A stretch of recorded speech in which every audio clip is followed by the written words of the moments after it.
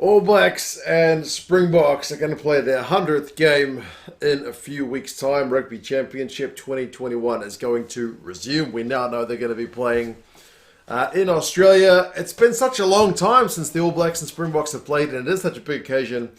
I've been going back to have a look at some of the recent games between the two sides to see if we can kind of draw any conclusions from the stats of the last four games. Why the last four? That's when we had Rassie Erasmus having taken over the Springboks, and Steve Hansen was in charge of the ABs. Obviously, Ian Foster was the assistant coach. So we got Foster against Ninaba for this next coming game. The previous games were Hansen and Erasmus, but Ninaba and Foster were there as assistants. So I think some of the stuff we can draw will be relevant. But that being said, stats are stats. So kind of take them with a pinch of salt and kind of make of them what you will. But anyway, we're going to have a look at some of the stats, not just the ones on the board, some of the individuals, and yeah, you guys can let me know your thoughts on how things may play out between these two teams in a few weeks' time. The first one I want to look at is possession and territory, which is the traditional stat that you kind of look at to go which team's dominating, who's got the ball and which half of the field we're in. So if you were just going to look at it, at who has, over the last four games, the lion's share of the possession and territory, well, it's the All Blacks, but there's one particular game that kind of skews those numbers, and it's a game the All Blacks lost, and it's that first game in 2018 in Wellington. All Blacks have 75% possession, 79% territory, so the Springboks are in the 20s and still managed to get the win. But an interesting theme with these two teams is the team that has the most ball tends to lose. So the next game in Pretoria, the Springboks dominate territory and possession, lose the game. They had 59 and 61%. The next game's a draw. The All Blacks had the lion's share, and then the final game was the one in the World Cup. The Springboks had more possession and territory and managed to lose that game. So interestingly, like the overall is like 55 and 54 to the All Blacks. But overall, it's a kind of stat that you maybe don't want to have, because between these two sides, it's the ones who are hitting the other ones maybe on the break a little bit more that is getting the job done.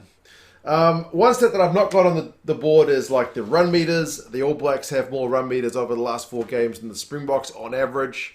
But looking at, I think, a more interesting number is this one here. It's the meters per carry. So you can get all the run meters in the world, but how many runs is it taking you to clock up those run meters?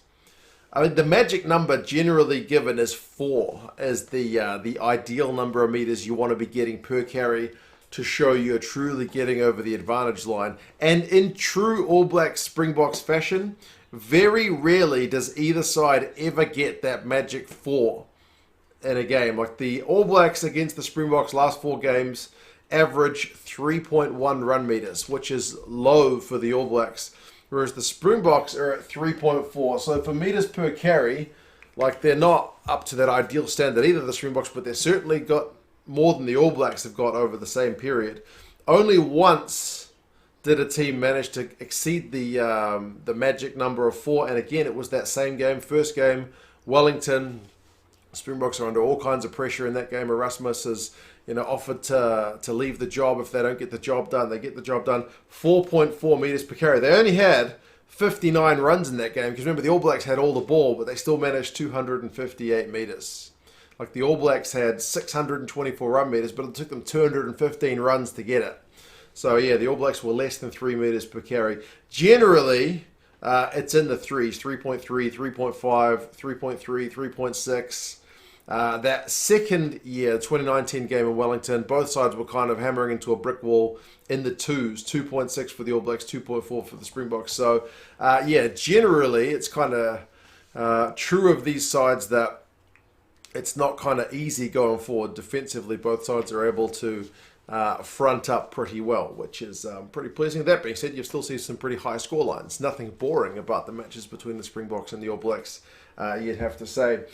Kicking from hand, interestingly, is one where the South Africans have kicked a little bit more from hand. But again, it's one of those ones where the side that ended up kicking more is the side that probably ended up winning it.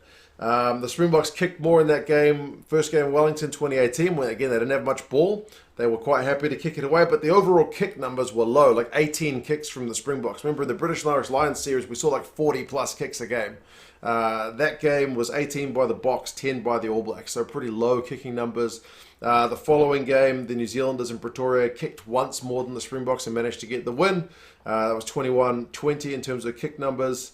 Wellington, the draw game, 30-21, and the Rugby World Cup game was 30 to the All Blacks, 24 to the Springboks, with the All Blacks often kicking wide. Remember, they were kicking to the wingers, trying to find space out wide was kind of a theme of that All Blacks campaign in 2019. So, yeah, the team which is kicking more is tending to get some results, which we may expect to see more of. And overall, the kick values between these teams have been constantly increasing. Maybe that just kind of speaks to the way that the game is being played more these days, with more emphasis on the kicking than we've ever seen before.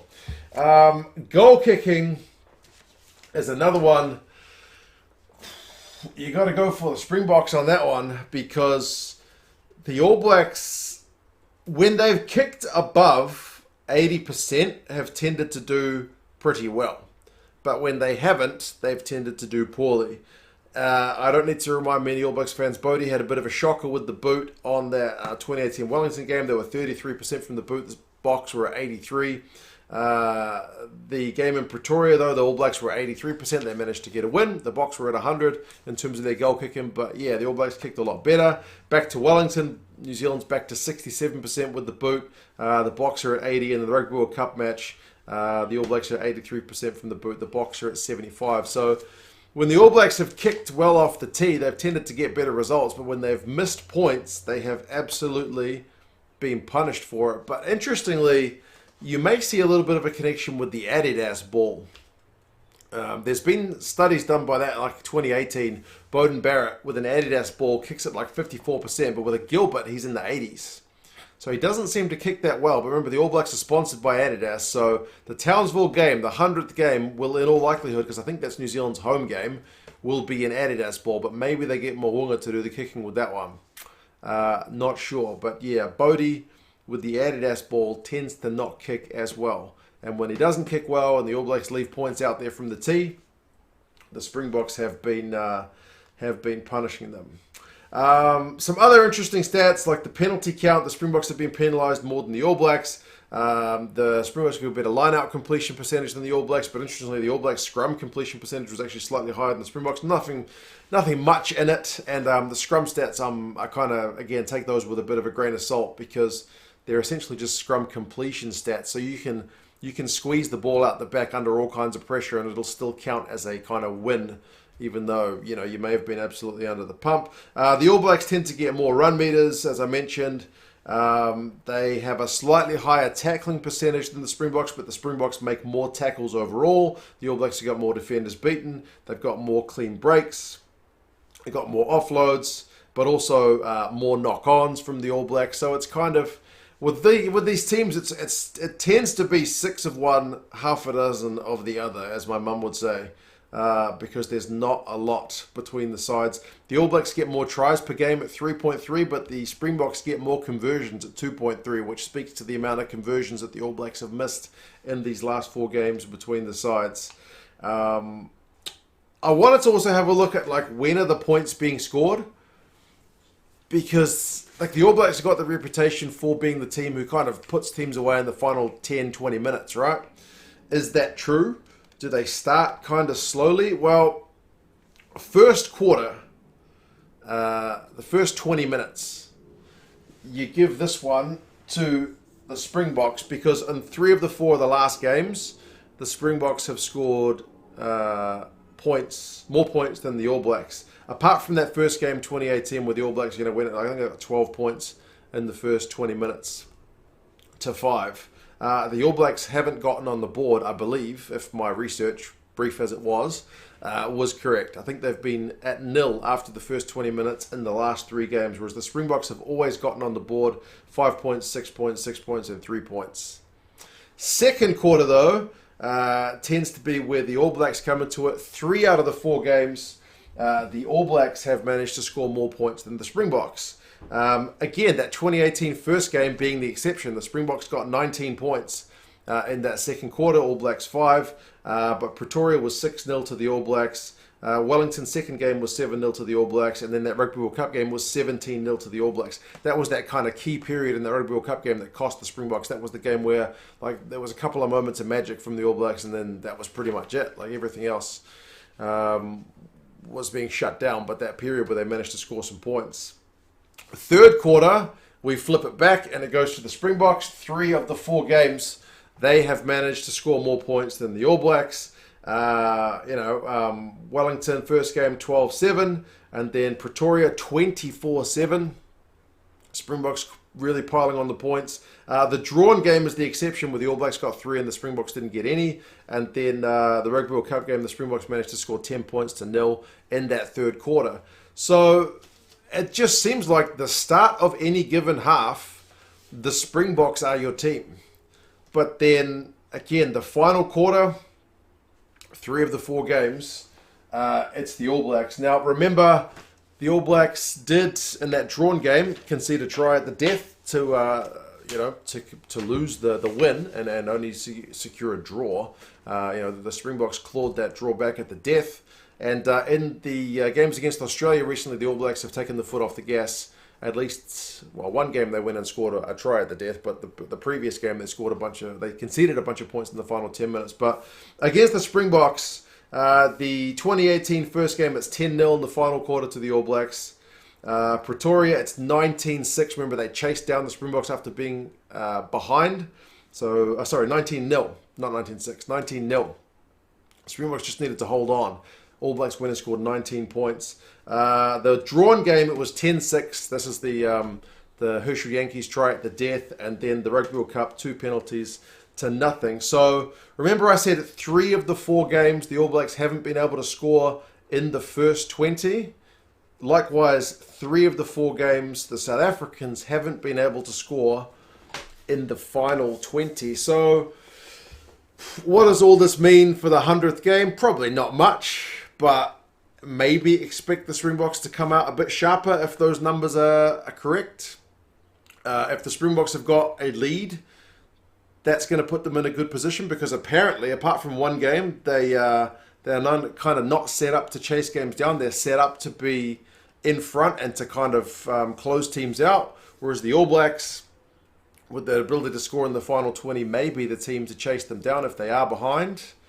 I don't know, man. I just want to see the game. What can I say? I've been sitting here watching highlights, looking at stats. I am keen to see the All Blacks and Springboks go at it. We do have the Pumas and the Wallabies in action before we get these guys, so let's not forget about them. I know there's been a lot of hype about the 100th game between these two teams, 1 and 2 in the world, but I still look forward to seeing how things go. Oh, I forgot to mention individuals. How does Cheslin Colby go against the All Blacks? In those 4 games against the All Blacks, man, he's had some impact, I have to say. First game he comes off the bench, plays 41 minutes, gets a try from 1 run. It's an intercept, 1 run, 48 metres, 1 clean break. Job done. That was the game where they had no ball. He comes on, gets an intercept try. Second game he plays 80 minutes, gets a try, 5 runs, 13 metres. He finishes a move out wide, beats 2 defenders. So not able to kind of get into open space, but he's still able to get a try. Third game is the drawn game. He doesn't get a try, but he gets a try assist. He puts in that magic kick for Herschel Yankees at the death, and he still manages to kind of clock up some run meters, 5 runs, 46 run meters, gets 2 clean breaks and 3 defenders beaten, plus that try assist. And in the Rugby World Cup game, 9 runs for 124 run meters, 3 clean breaks, and beats 11 defenders, which is phenomenal. I remember he made Mo'unga look sick in one of the games, so I think Mo'unga got him in the end, but it was hard work. So, yeah, the Colby factor is definitely there. For the All Blacks, Bodie, like I mentioned, his kicking's not been that on point, but he's managed try assists in every one of the 4 games, whether he's been at fullback or whether he's been at first 5. 2018 first game, 2 try assists. 19 runs for 15 run meters means he's not getting very fast. He was kind of shut down in terms of his running game. Beats 1 defender. Second game, again, gets a try assist, 5 runs, 11 meters. So again, not a heck of a lot ball in hand. beats 3 defenders though. First game at fullback is 2019, the drawn game. He has a try assist, 21 runs, 87 run meters. Man, that's a heck of a lot of runs, isn't it? Beats 6 defenders, 2 clean breaks, so he was dangerous at fullback.